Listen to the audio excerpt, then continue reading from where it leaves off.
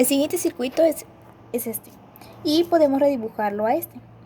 Entonces igual nos pide calcular la corriente del diodo y el voltaje de salida.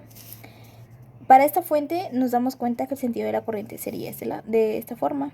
Por lo tanto, el diodo estaría polarizado en directa, es encendido. Y también hay que considerar que utilizaremos el criterio de voltaje de la ley de voltaje de Kirchhoff, que sería indica la suma de voltajes alrededor de una trayectoria o circuito cerrado es igual a 0. Recordando eso, lo que primero que vamos a hacer es calcular la corriente en el diodo. Como los elementos están en serie, habría que hacer una ley de voltaje de Kirchhoff.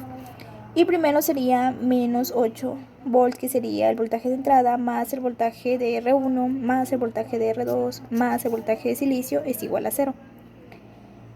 Otra forma de escribirlo sería menos 8 volts más la corriente en R1, que esto es equivalente al voltaje en R1, más I por R2, más el voltaje de silicio es igual a 0.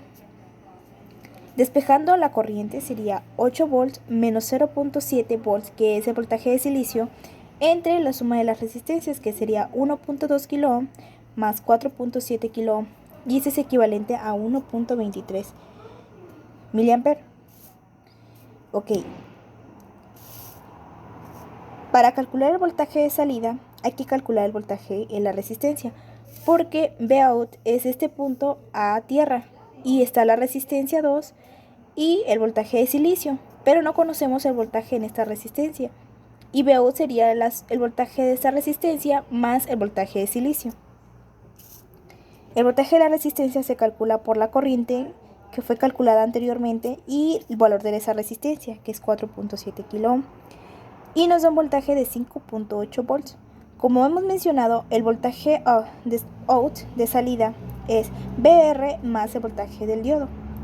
Entonces 5.8 más 0.7 volts da un equivalente de 6.5 volts y ese sería el voltaje de salida.